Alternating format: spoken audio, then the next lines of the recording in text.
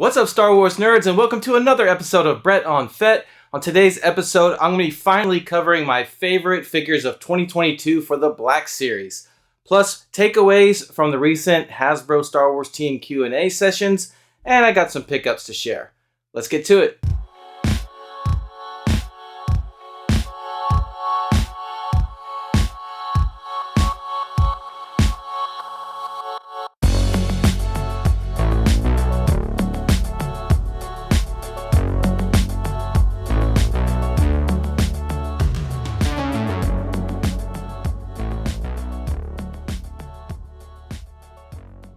Welcome back to the channel. This is episode 46 of Brett on Fett. And before we get into our main topic of the episode, that being my favorite Black Series figures of 2022, I do want to touch on a couple of happenings while I was gone the past couple of weeks. And first off, I want to talk about the 2023 March Madness that the guys over at the Instagram page SWTVC are putting on. They put this on every year. It's an awesome way to get feedback back to Hasbro on what we want to see in the vintage collection. And they put together a tournament style bracket of figures. And to put together that bracket, they first draw from fans like you putting in their favorite, or excuse me, their top 25 most wanted figures for the vintage collection. And you can do that by going on their Instagram page, SWTVC. Give them a follow. It's an awesome page. You won't regret following those guys. And comment on there with your top 25. But just be sure to include the specific version of characters you want if those characters have multiple versions. Oh, and just keep in mind that you have only until January 31st to get your submissions in. So if you haven't done so already, go ahead and get going on that. Because believe me, it is tough to narrow down to 25. 25 sounds like a big number, but it is tough because there is a lot of stuff out there to be made, guys. Oh, and if you don't have Instagram or you don't want to join Instagram, but you have Facebook, you can also leave your top 25 wish list on the official Vintage Collection page, John Miko's page on Facebook. And the SWTVC guys will grab your votes from that page as well. And just an FYI, my next episode for next week, I will be going over my top 25 wish list for TVC. The other event that happened since my last episode was Hasbro's Star Wars team held another round of Q&A sessions with various members of the Star Wars collecting community. And I'm not going to cover the entirety of those sessions or anything like that, but I did want to touch on two big takeaways, at least for me, from those sessions. The first being a positive one when they're discussing the reveals we've had so far for the Return of the Jedi 40th anniversary campaign. They mentioned that what they've revealed so far is roughly half of everything that's coming out this year. So they've only revealed maybe the first half of 2023 worth of stuff coming. So that's great news that we are getting a lot more. Hopefully that will include both figures and more vehicles. The second major takeaway for me was that they did respond to questions regarding the higher price tag for Boba Fett figures, aka the Boba Fett tax.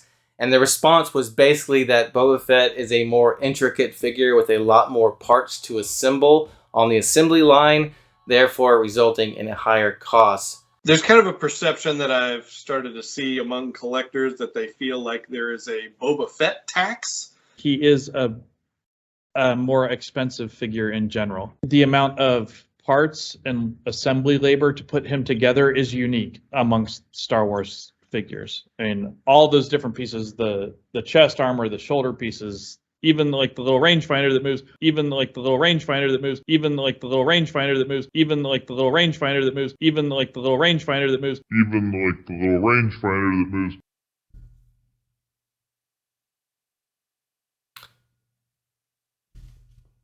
Give me 1 second. Yeah, I just need to verify. No, doesn't move there. Well, let's just try the repaint of that one to be safe. Nope, not moving. Well, we might as well try the all-new Tatooine Boba Fett. Surely that moves. No, that doesn't move. Okay, I guess at this point we might as well try the Morak one, and no, does not move. Sorry to call you out like this, Chris. I know the Star Wars collecting community tends to pile on you guys, unfairly so in most cases, and we all make mistakes, but not a single Boba Fett in the Vintage Collection has an articulated rangefinder. Not even these latest reveals, the repaints, they're based on that Return of the Jedi. Boba Fett does not have an articulated rangefinder. So you might not want to cite that as one of the examples as to why the Boba Fett figure costs more to assemble than a typical figure. But you know what figure does have an articulated rangefinder? ARC Trooper Jesse, a figure that averages for about $14.99 here in the United States, and also a figure that is not supposed to have a articulated rangefinder or a rangefinder at all. And you know why I know that? Not because I spend hours on end rewatching the Clone Wars, studying all the intricate details of every single character, but because you put a nice big image of him on the card back showing he has no rangefinder. So moving on, I want to just go over some pickups of mine. These are all 3 new figures recently released in the US. So let's take a look. All right, so first off, the latest Retro Collection prototype figure started arriving in the US this week. This is the Luke Skywalker Snowspeeder version, and pretty awesome card back. You know, I buy these for the card backs, not so much the figures. These card backs always look so awesome to me. I actually got this one a few weeks early because I bought it off of my friend Brad, the YouTuber Rocket City Sith, who had an extra wave he was selling. That way I could pick out the exact colors I wanted. In this case, I wanted a redhead one because I didn't have that color. Next up, the 40th anniversary of Return of the Jedi carded Boba Fett for Black Series started showing up in the US, and there's the logo there. But a really awesome card back and just a great Black Series version of Boba Fett that came out last year, repacked for this carded version. This is awesome, but one thing that's just a little bit annoying for me is, you see here I've got the Empire Strikes Back release, and then I got that awesome Kindred Colors Star Wars release, and so I wanted to put this one in an acrylic case to go with the others, but look at the bubble in this thing. It's massive. It is a lot thicker. I think it's about almost an inch, maybe 3/4 of an inch thicker than the other bubbles. And so I can't actually fit it in one of my acrylic cases that are made for these 40th anniversary figures. I get these cases from Ian's Displays. He has an awesome selection of stuff. And I actually reached out to Ian about this issue, and he's well aware of it and very frustrated with Hasbro about it. But he did say that very likely they will make a batch of deeper acrylic cases that can fit this figure. But it's going to be a while, maybe like 6 months or so, before they can get around to producing those. Next up, we finally got the Vintage Collection Dark Troopers in here in the US, and just taking a look at the box, you know, they always do a good job with these boxes. The art always looks good, the photography and everything. So these look good. Of course, we would much rather have at least a separate version on a card, and we know it can be done. Take a look at this custom one from Wade's Customs. And obviously, looking at this, Hasbro could have done this. They could have put it on a standard carded bubble and then, you know, given us the deluxe version in that box for people who wanted to army build and have that charger station as well. But speaking of, let's take a look at that charging station with the figure out of the box. And it's a pretty cool little piece. And of course, you can assemble multiple of these together. And he looks pretty good in there. He's got these loose hoses. That would have been awesome if they could actually attach to him. But it's not that big of a deal. It looks pretty good overall. And then I got an extra figure, of course, and he is highly posable. He looks excellent. I mean, this is an awesome, awesome TVC figure, guys. He's got that little window in the back for the eyes effect, which bothers me a tiny bit, but it's really not that big a deal. But the detailing in that midriff section is awesome. So very happy overall with this figure. He looks really cool. Can't wait to get that Luke Skywalker to put up against him. Alright, in my last episode, I counted down my top 10 favorite TVC figures of 2022, and now I'm finally getting around to talking about my favorite Black Series figures for 2022. And to do that, I'm going to go about it in a much more unorthodox manner. I'm basically grabbing a ton of figures I really liked from 2022, and I'm putting them into different groups based on figure type or release type. And I'm going to talk my way through it as I record the video and select my favorites from each of those groups and kind of put them together and hopefully come up with a favorite figure or 2 or 3 from the Black Series for the year. Now, some important things to note is I am a much more casual collector for Black Series, and so I do not own every figure from the year like I do with TVC, and so I'm only going to be judging figures that I've purchased. So there may be some excellent figures out there that I just missed, just passed on, that really deserve honors in their own right, but I'm just judging the ones I've picked up. Also, I didn't figure out exactly the cutoff point for the beginning of the year, and so there may be 1 or 2 figures I talk about in here that may have technically been very late 2021 releases, but I just wasn't able to pick them up until 2022. So apologies if that's the case. Hopefully it's not, but it may happen for 1 or 2 figures, I think. And the third important point I want to make is I do not have some of those really recent figures that came out at the end of 2022, such as the Darth Maul Clone Wars version.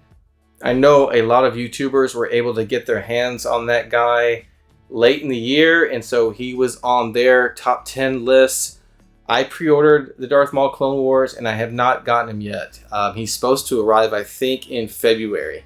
So I'm not counting that figure or Ayla Secura or any of those other few figures that came on that most recent wave if I wasn't able to get my hands on them. So I'm sure Darth Maul would have been one of my top picks for this year based on what I've seen. He looks awesome. But again, don't have him, so he's not going to be discussed today. And with that said, let's take a look at what I came up with. All right, kicking things off early in 2022, we got this wave of Tartakovsky Clone Wars inspired Black Series figures, starting with Mace Windu. This is my favorite Mace Windu figure ever produced. He just looks amazing, and I love the addition of the armor on his shoulders there. And then the Grievous, this is also my favorite color version of Grievous. I actually like this version of him better than the screen accurate Revenge of the Sith version. I don't know why. Maybe it's just my love for that 2D Clone Wars series, but I just think he looks really cool with these simplistic silver and white colors. But very happy with the paint job on that guy. And then the Phase 1 ARC Trooper. This, of course, is really Fordo, but it's just shown as ARC Trooper Captain. Looks very good. I love the backpack on him, but all the little bits and pieces on that guy. So he's very cool as well. I love all 3 of these guys. I don't think I can choose a winner of these 3. I just love all 3 of them. It's kind of like a 3-way tie. Next up, I've gathered some of my favorite comic book inspired releases. These are the Publisher series, starting with the Darth Vader Infinities. These are just awesome. I love the packaging on these. The artwork and everything looks so great, and this all white Vader is pretty awesome. So I grabbed that one, and then next I grabbed the Sergeant Creel, another one with just awesome artwork on the packaging. I mean, a stormtrooper with the lightsaber, you have to admit, is pretty cool. So yeah, this is another one really high up on my list, and the figure is just awesome. I love it. I mean, it's simple. It's not a whole lot to it extra. They did add some new accessories and stuff on his arms, and but he's just so cool. He looks great. And then Leia, again, packaging, it's just so good. The artwork, I love this version of Leia from this comic book. She just looks so cool. And the figure's okay. You can take a look. The figure has that nice head sculpt. The body is mostly reuse from a previous Padme figure, so the figure's okay, but it's more about the packaging. And then speaking about packaging, this is my favorite packaging. It's the War of the Bounty Hunters Boba Fett. That was an SDCC exclusive. It's just amazing, the artwork on this. This is probably my favorite packaging of 2022, to be honest with you. I love everything they did with this box. It looks so cool. And then taking a look on the inside, again, more cool. You know, it's that foil look, the iridescent look I love. And then the Fett itself, he looks cool. I mean, I know he got a lot of hate because it's just a black painted version of that outdated old Boba Fett. But it's still really cool looking in my opinion. And of these, it's kind of a tie between Creel and Fett. Creel because the figure is just so cool looking, and then with Fett, it's that packaging. So I'm grabbing both of these. Next up, I grabbed the Lucasfilm 50th anniversary inspired droids version of Boba Fett. It's in a very similar packaging to the comic book or publisher series, but not exactly. It doesn't have as much artwork on it. It's not as cool looking as some of those comic book ones, but still very good packaging. And then the figure itself, it's another repaint of that old Fett, but it's a really good repaint in my opinion. I just love the colors used on this guy and his cape there. Just a very fun version of Fett in my opinion. Really enjoyed this figure. Alright, the carbonized wave of Black Series figures for 2022 overall was a failure. Most of them peg warmed. We didn't really want most of them. But this guy, Paz Vizsla, was the exception. Now he did peg warm a bit because of his sale price. He was above $30. I think he started off at $31.99. And that was sticker shock for most people.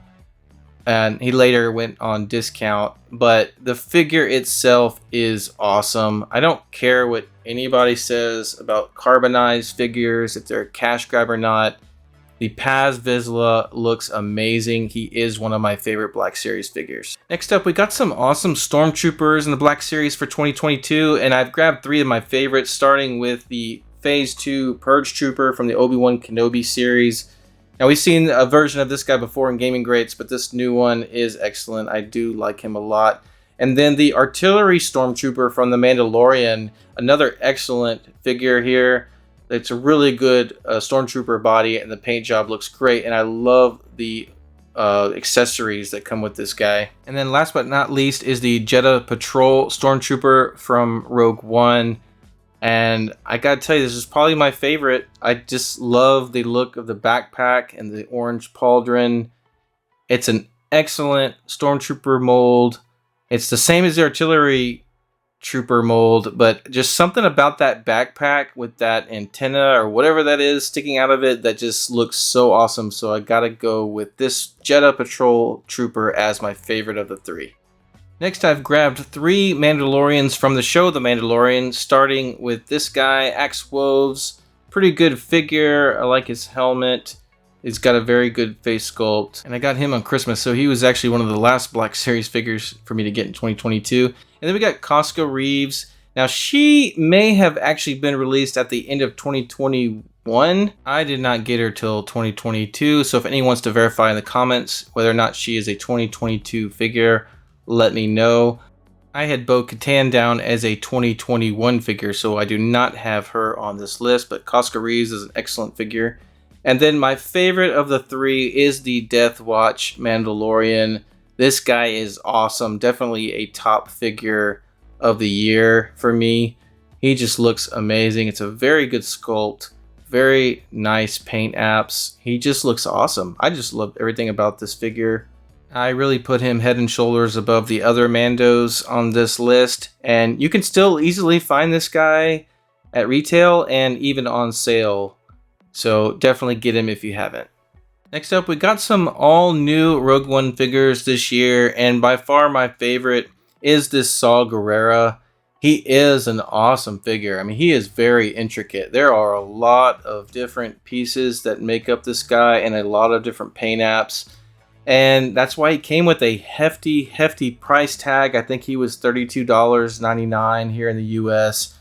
And again, sticker shock. He peg warmed for a while. I even didn't want to pay that kind of money for him. I waited till he was on discount and got him for half off, which I was very happy to pay. They did an amazing job on an awesome character that we desperately needed in Black Series and still need for the Vintage Collection. Next up, I've grouped together 4 awesome figures from 2022 based on characters that all cross over between the Mandalorian show and the Book of Boba Fett. Starting with the Boba Fett Tython, or the Nomad Boba Fett, as some people call him. He's a pretty awesome figure. I like the cloth goods and I like the accessories. The only issue is the cloth goods are the wrong shade of brown. It should be an extremely dark brown, almost a black color. Next up is an excellent Boba Fett figure. This is the Boba Fett Throne Room, or also known as the Re-Armored Boba Fett. Just a really good figure. The helmet fits very well. Of course, he's got that awesome head sculpt. And, there's really nothing wrong with this figure at all. It's a very good Boba Fett. Now, this is a fantastic figure. Fennec Shand from the Book of Boba Fett. She is an all-new sculpt. The helmet is awesome, but a bit snug. As you can see, it's a little hard to get off of her, but once you do, you can see that she has a very good face sculpt. I just love all the detailing on her uniform with this figure, and I love her weapons. Everything about it is very good. Now, Cobb Vanth is a figure that really surprised me. When they announced this one, for whatever reason, I wasn't too excited about him. Maybe it was the deluxe tag, but he's really good. If there was an award for best application of paint, I would give it to this guy. The paint apps are excellent on all that beat up armor. It looks really good. He's got a great head sculpt, and he looks really cool with or without his helmet on. And so I'm afraid I'm gonna have to pick Fennec Shand and Cobb Vanth as a tie for the best 2 figures out of this group. They are both excellent. I really couldn't be happier with the job they did on both of these. And for the final group of favorite 2022 Black Series figures, I put together a group of droids. We got some excellent droids in Black Series for 2022, but the 3 that stand out the most to me are these 3: Ned B, 1 Jack, and the Dark Trooper. Now, 1 Jack surprised me. I almost wasn't going to buy this because it is a simple repaint of Forlom, but it's a very good repaint. I enjoy it. But out of those 3, I definitely got to say Ned B and the Dark Trooper are the standout 2 of all the droids figures. And you got the Dark Trooper, just everyone knows, so awesome. Ned B is a new one, very good as well.